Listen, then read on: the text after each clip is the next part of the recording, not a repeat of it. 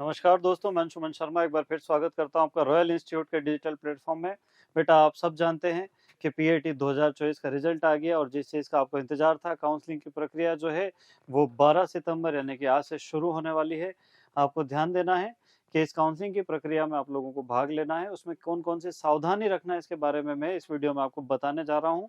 जैसा कि इस बार जो आपका एमपी पीएटी 2024 था, उसके काउंसलिंग का कार्यक्रम जो है वो आपका ऑनलाइन ऑफ कैंपस संयुक्त काउंसलिंग कार्यक्रम है, जो जिसमें जैन केवीवी, आरबीएस केवीवी यानी जवाहरलाल नेहरू कृषि विश्वविद्यालय और राजमाता विजया राजे सिंधिया कृषि विश्वविद्यालय दोनों मिलकर के आपस में जो है कंबाइंड काउंसलिंग करते हैं, जिससे दोनों यूनिवर्सिटी की सभी सीटों पर प्रवेश दिया जाता है। अब हम बात करते हैं यहाँ पर BSc agriculture, BSc horticulture, BSc forestry और बीटेक यानी एग्रीकल्चरल इंजीनियरिंग वाली सीटें इसी काउंसलिंग के माध्यम से आपकी भरने वाली हैं। जो पीएटी में सम्मिलित हुए विद्यार्थी है वो सभी ध्यान दें कि जो आपके पीसीबी और एबीसी और एजी 123 के विद्यार्थी बीएससी एग्रीकल्चर, हॉर्टिकल्चर, फॉरेस्ट्री में एडमिशन ले सकते हैं। किंतु अगर आपको बीटेक एग्रीकल्चर इंजीनियरिंग करना है तो आपको पीसीएम जो है आपका 12th में होना चाहिए, यानी मैथमेटिक्स सब्जेक्ट वाले बच्चे दे सकते हैं। यहाँ पर आपके सामने काउंसलिंग का एक शेड्यूल दिया हुआ है, जिसमें चारों ही पाठ्यक्रम के बारे में आपके जानकारी दी गई है और इन्होंने कहा है कि ऑनलाइन रजिस्ट्रेशन एवं इच्छित महाविद्यालय के प्राथमिकता क्रम का ऑनलाइन चयन का भुगतान शुल्क जमा करने की जो तिथि है वो आपकी है 12 सितंबर से लेके 17 सितंबर, यानी 12 से लेके 17 सितंबर तक आप ये कार्यक्रम जो है वो कर सकते हैं। खुद का आप क्या करा सकते हैं, यहाँ पर रजिस्ट्रेशन करवाना है आपको, इसकी जानकारी मैं दूंगा। इसकी प्रक्रिया भी हम लोग समझेंगे कि कैसे करना है। दूसरी बात, जब आपका ये सारा काम हो जाएगा, है ना, इसके बाद आपको दस्तावेजों का सत्यापन यानी डॉक्यूमेंट वेरिफिकेशन के लिए जाना पड़ेगा। 18 सितंबर से लेकर 21 सितंबर तक सुबह 11 से 6 के बीच में ही डॉक्यूमेंट्स जो आपके वेरीफाई होंगे।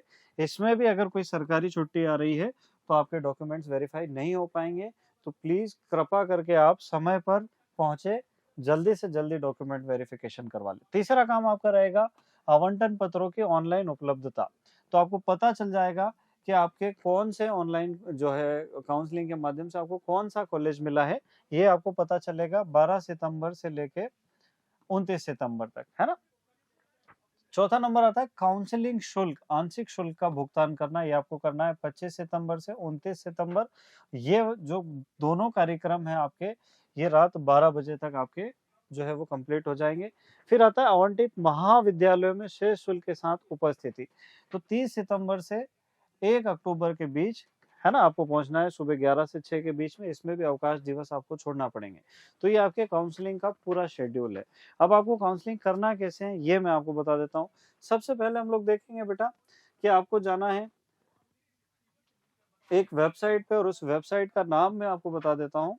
देखो, jnkvv.nic.in। दूसरी वेबसाइट का नाम है आपका rbskvv.net और तीसरी वेबसाइट है आपकी www.cripsonlineservices.com। तो ये तीनों ही वेबसाइट के माध्यम से आप अपना रजिस्ट्रेशन करा सकते हैं। इसमें आपको क्या करना पड़ेगा, आपका नाम, आपका मोबाइल नंबर, ईमेल आईडी आपको देना पड़ेगी।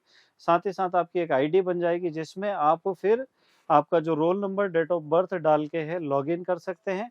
लॉगिन करते ही आपके सामने एक काउंसलिंग का पोर्टल खुल जाएगा और उस काउंसलिंग के पोर्टल के खुलने से ही आपको आगे की जानकारी जो है उसमें फिलअप करना है।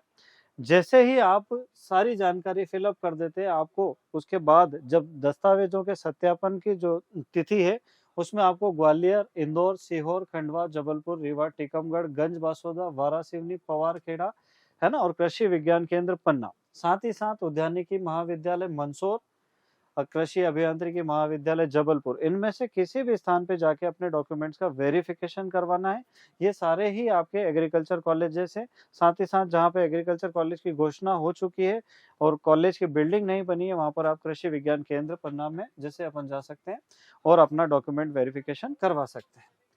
अब हम लोग बात करेंगे कि ये जो काउंसलिंग की प्रक्रिया कितने चरणों में होती है। तो ये होती है 6 चरणों में। सबसे पहले आपको क्या करना है बेटा, ऑनलाइन पंजीयन करवाना है। इसमें आपको मोबाइल नंबर पे या ईमेल आईडी पे एक ओटीपी आएगा, उससे क्रॉस वेरीफाई करके आपकी एक आईडी जनरेट होगी। फिर उस आईडी के माध्यम से आपको क्या करना है, अपना पोर्टल शुल्क जमा कराना है, लगभग 150 रुपए के आसपास ये शुल्क रहेगा।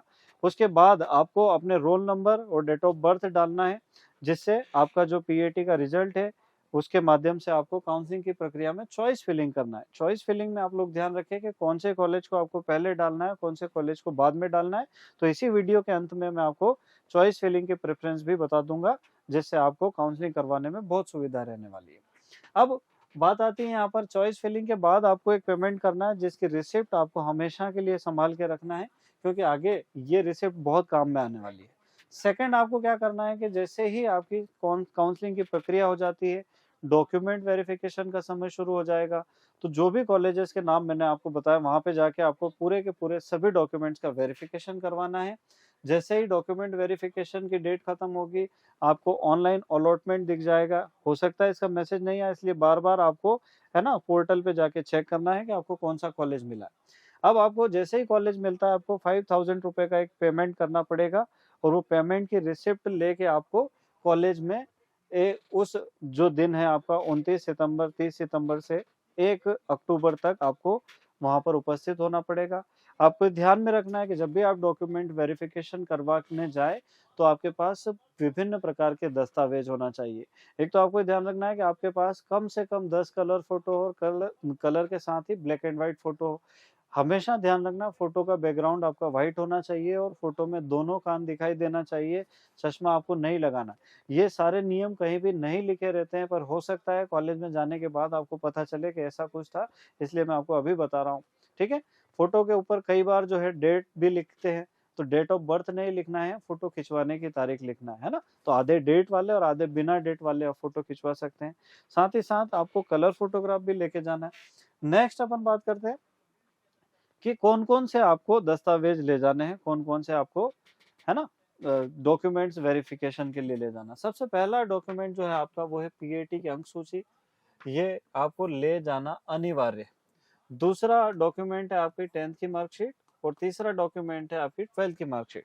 इसके बाद के जितने भी डॉक्यूमेंट्स हैं, अगर वो लागू होते हैं तो ही ले जाना है, अगर लागू नहीं होते, आपने नहीं बनवाया, तो कोई दिक्कत नहीं।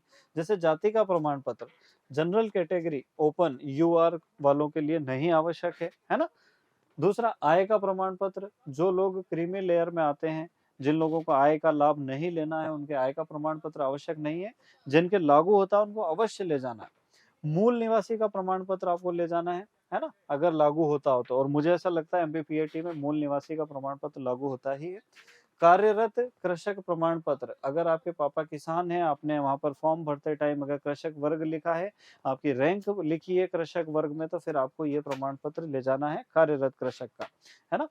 स्वतंत्रता संग्राम सेनानी, अगर आपने लिखा है उसमें गैप का प्रमाण पत्र। कई सारे बच्चे सोचते हैं कि गैप का प्रमाण पत्र क्या होता है। बेटा, आपको कुछ नहीं करना है, अपने नजदीकी कोर्ट में जाना है, वहां पे एक एफिडेविट बनवाना है कि वर्ष यहाँ से यहाँ तक मैंने किसी भी प्रकार के शिक्षण संस्थान में कोई भी, है ना, डिग्री, कोई भी फॉर्मल एजुकेशन जो है वो हासिल नहीं की है, और इसीलिए मैं इस अवधि से इस अवधि तक के लिए जो है बिल्कुल वैकेंट रहा हूँ, मैंने किसी भी जगह में एडमिशन नहीं लिया है। तो इसको कहते हैं गैप का सर्टिफिकेट, जो कोर्ट से आपका स्टाम्प पेपर के ऊपर बनता है। ऑनलाइन आवेदन जो आपने किया है उसका प्रिंट आउट आपको चाहिएगा, है ना, काउंसलिंग का। और जो आपने भुगतान किया है उसकी पावती यानी रिसिप्ट आपको जमा करना पड़ेगी। जब आप डॉक्यूमेंट वेरिफिकेशन के लिए किसी कॉलेज में जाएंगे, तो आपके डॉक्यूमेंट्स को क्रॉस चेक करेंगे कंप्यूटर पे, और आपको एक रिसिप्ट देंगे, जिसमें या तो एलिजिबल लिखा होगा या तो नॉट एलिजिबल लिखा होगा। तो कॉलेज से डॉक्यूमेंट वेरिफिकेशन के बाद आपको जो एलिजिबल की पर्ची मिलेगी, योग्य की, केवल यही लोग जो है कॉलेज में एडमिशन ले पाएंगे। जिसको अगर एलिजिबल की पर्ची नहीं मिली है, वो लोग कॉलेज में एडमिशन नहीं ले पाएंगे। अब इस वीडियो के अंत में मैं आपको कुछ चीजें बता देता हूं। जैसे मेरे पास और भी बहुत सारे डॉक्यूमेंट्स है, काफी बड़ा सा इन्होंने दिया है। आपको कुछ खास बातों का ध्यान देना है ना। पहला पॉइंट इन्होंने लिखा है कि प्रवेश हेतु मध्य प्रदेश कर्मचारी चयन मंडल यानी व्यापन की पीएटी 2024 की पुस्तिका के सभी नियमों का पालन किया जाना आवश्यक है। दूसरा, यहाँ पर लिखा हुआ है कि पेमेंट सीट पर उसी अभ्यर्थी को प्रवेश की पात्रता होगी जिसने पेमेंट सीट का ऑप्शन टिक किया फॉर्म भरते समय, जिसमें यस लिखना था, है ना। आपका व्यापम की पेमेंट सूची में नाम होना अनिवार्य है। दूसरा, मध्य प्रदेश कर्मचारी चयन मंडल भोपाल पुस्तिका 2024 में दर्शाए गए प्रारूप के अनुसार ही आपको वांछित प्रमाण पत्र लाना पड़ेगा। ईडब्ल्यूएस के लिए भोपाल के पत्र क्रमांक F7/11/2019 है ना, अप्र 1 भोपाल दिनांक 2 जुलाई 2019 के संलग्नक प्रारूप के आधार पर। इसमें डरने की जरूरत नहीं है, सीधे इंटरनेट पे सर्च करना, आपको MPPAT 2024 रूल बुक और एक PDF की फाइल डाउनलोड करना है, उसमें ये सारी चीजें आपको मिल जाएगी ना, चिंता करने की कोई जरूरत नहीं है। आवश्यक प्रमाण पत्रों की रंगीन छाया प्रति महाविद्यालय में प्रवेश के समय जमा करवाना है। कहने का मतलब ये है कि जो भी आपके डॉक्यूमेंट्स हैं उनकी कलर फोटोकॉपी कॉलेज में जमा होगी। पहले तो ओरिजिनली जमा कर लेते थे, पर अब वो लोग क्या जमा करना चाहते हैं, कलर फोटोकॉपी। अपग्रेडेशन का विकल्प केवल प्रथम चक्र में ही मिलेगा, यानी आपने कोई कॉलेज लगाया और आपने चाहा कि काउंसलिंग के एक ऊपर कॉलेज मिल जाए, अगर सीट खाली है तो वो केवल एक ही बार में मिलेगा। प्रथम चक्र की काउंसलिंग प्रक्रिया पूर्ण होने के पश्चात शेष रिक्त सीटों का महाविद्यालयवार एवं श्रेणीवार जानकारी आपको JNKVB और RVSKVB की वेबसाइट पर आपको अब उपस्थित हो जाएगी, मिल जाएगी।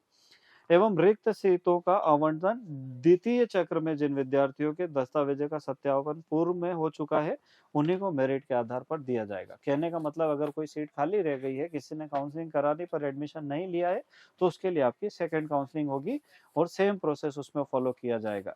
अब हम लोग बात करते हैं यहाँ पर आपके कॉलेजेस के क्रम की, कि किस प्रकार से आपको कॉलेज भरना है। तो फॉर्म भरते समय आपको पेमेंट का ऑप्शन टिक करने का एक विकल्प दिया गया था। अगर आपको वो ऑप्शन दिया गया है तो ही आप पेमेंट सीट पे एडमिशन ले पाएंगे, अदरवाइज नहीं ले पाएंगे। दूसरी बात आपको ध्यान रखना है बेटा, यहाँ पे MPPAT के विद्यार्थी हमेशा कंफ्यूज रहते हैं कि उनको कॉलेज ऑफ एग्रीकल्चर इंदौर में एडमिशन लेना है या JNKVB जबलपुर में एडमिशन लेना है ना। तो मैं आपको क्लियर कर देता हूं कि जो बच्चे आगे जाके रिसर्च का काम करना चाहते हैं, साइंटिस्ट बनना चाहते हैं, PhD करना चाहते हैं, बहुत डिटेल में स्टडी करना चाहते हैं, बहुत सारी मेहनत करने के लिए अगर तैयार है, बहुत ज़्यादा पढ़ाई करने के लिए तैयार है, तो ही वो जबलपुर को फर्स्ट ऑप्शन में भरना है।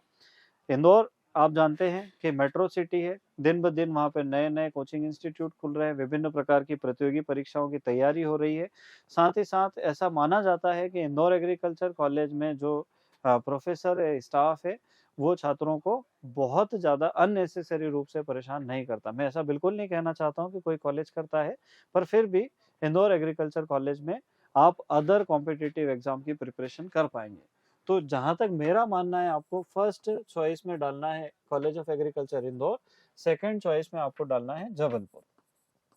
तो ये दो चॉइस तो मैं बता देता हूँ, इसमें फ्री और पेमेंट दोनों ही डालना है। फिर आप चाहें तो आप कॉलेज ऑफ एग्रीकल्चर ग्वालियर को ले सकते हैं, है ना। अगर आप मालवा या निमाड़ के निवासी है तो आप सीहोर को भी ले सकते हैं और आप खंडवा को भी ले सकते हैं। परंतु आपको एक बात का ध्यान रखना है कि अगर आप बुंदेलखंड या बघेलखंड रीजन के विद्यार्थी है तो आप रीवा और टीकमगढ़ को पहले क्रम में डाल सकते हैं, क्योंकि रीवा का एग्रीकल्चर कॉलेज बहुत पुराना है और टीकमगढ़ का एग्रीकल्चर कॉलेज भी बहुत ज्यादा पुराना है। तो रीवा और टीकमगढ़ को भी आप डाल सकते हैं। साथ ही साथ आपका एक गंज बासोदा का है ना, गंज बासोदा, ये कॉलेज भी आप डाल सकते हैं। तो ये जो तीन हैं, ये आपके बुंदेलखंड वाले और बघेलखंड वाले, है ना, बुंदेलखंड और बघेलखंड वाले जो लोग हैं आपके जबलपुर के आसपास के या रीवा सतना पन्ना, है ना, वहां के लोग इनको पहले डालें। मालवा निमाड़ के लोग जो है इसको पहले डालें। ग्वालियर वाले तो आपको जानते ही हो, भिंड मुरैना ग्वालियर, तो यहाँ पर आप मालवा और निमाड़ के लोग जो है इन कॉलेजेस को चयन कर सकते हैं, क्योंकि ऐसा माना जाता है कि इंदौर और जबलपुर के बाद लगभग ये जितने भी कॉलेज है ये सब सेम कैटेगरी में आते हैं। ग्वालियर सीहोर अच्छी रेपुटेशन रखता है ना, परंतु फिर भी रीवा और टीकमगढ़ भी इन्हीं की श्रेणी का कॉलेज। इसके बाद जो नए कॉलेज आपके अभी खुले हुए हैं, जैसे आपका एक होशंगाबाद का कॉलेज है ना, इसके पहले खुला है आपका वारासिवनी का कॉलेज जो बाराघाट में, वारासिवनी बालाघाट और इसके बाद में जो है सभी कॉलेजेस लगभग लगभग एक ही रेंज के हैं। आप चाहे वो कॉलेज चयन कर सकते हैं। मैं आपको बता देता हूँ कौन कौन से कॉलेज अभी मैंने आपको दिखाया भी था, है ना। जैसे यहाँ पर देखें, इंदौर, ग्वालियर, सीहोर, खंडवा, जबलपुर, रीवा, टीकमगढ़, गंज बासोदा और वारासिवनी। पवारखेड़ा, होशंगाबाद। अब इसके अलावा उद्यानिकी के लिए आपको मंदसौर कॉलेज जो है एक ही मात्र कॉलेज है आपके पास, तो इसका आपको ध्यान रखना है, ठीक है। यहाँ पर कृषि विज्ञान केंद्र पन्ना, क्योंकि पन्ना में एग्रीकल्चर कॉलेज आने की घोषणा हो चुकी है, इसीलिए आप पन्ना को भी चयन कर सकते हैं, परंतु वो आपका अंतिम विकल्प होगा। तो सभी विद्यार्थी मेरी बात को ध्यान से सुने, कॉलेजेस में बहुत ज्यादा अंतर नहीं है। कभी कभी हम क्या करते हैं कि किसी, है ना, बहुत नॉन टेक्निकल आदमी के सलाह मान करके और किसी ऐसे कॉलेज को पहली प्रायोरिटी दे देते हैं जो अपने घर से बहुत ज्यादा दूर होता है, और बच्चे काफी परेशानी का सामना भी करते हैं। तो फर्स्ट चॉइस आपको इंदौर रखना है, सेकंड चॉइस आपको जबलपुर रखना है, थर्ड चॉइस से आपको शुरू हो जाना है कि आपके जो क्षेत्र है उसके पास कौन सा अच्छा कॉलेज मिलेगा, ठीक है। तो आप खंडवा, सीहोर, ग्वालियर कुछ भी चूज कर सकते हो, उधर टीकमगढ़, रीवा, है ना, और आपका गंज बासोदा कुछ भी चूज कर सकते हो। उसमें बहुत ज्यादा टेंशन लेने की आपको आवश्यकता नहीं है। रैंकिंग की बात करें तो कभी जेएनके भी ऊपर आ जाती है, कभी आरबीएस भी ऊपर आ जाती है, और रैंकिंग जो है वो अगले 4 सालों के लिए मायने रखेगी। तो इन बातों की आपको चिंता बिल्कुल भी नहीं करना है। सभी डॉक्यूमेंट की लिस्ट अभी वीडियो देख के बना लेना है, और सभी डॉक्यूमेंट आपके इकट्ठे करके और उसकी कम से कम 3 फोटोकॉपी का सेट आपको अलग-अलग जगह पे रख देना है, ताकि यदि कोई डॉक्यूमेंट गुम हो भी जाए, तो उसकी फोटोकॉपी से आपको उसका नंबर पता चल जाए, जिससे दूसरा डॉक्यूमेंट बनाया जा सके, है ना? तो हमेशा चेक लिस्ट बना के काम करना है, समय से पहले पहुँचना है, लास्ट डेट का इंतज़ार नहीं करना है, खुद पे भरोसा रखना है, भगवान पे भरोसा रखना है। आज के लिए बस इतना ही, बहुत-बहुत धन्यवाद। बहुत जल्दी मैं आपके लिए एमपीपीएटी से संबंधित विभिन्न प्रकार के बहुत ज़्यादा इन्फॉर्मेटिव वीडियो लाने वाला हूँ। इसके लिए आप रॉयल इंस्टीट्यूट के चैनल को सब्सक्राइब कर सकते हैं और बेल आइकन का बटन दबा सकते हैं, जिससे आपको समय-समय पर सही वीडियो की जानकारी मिल जाए। आज के लिए बस इतना ही। बहुत-बहुत धन्यवाद। आपने मेरी बातों को ध्यान से सुना। Thank you very much.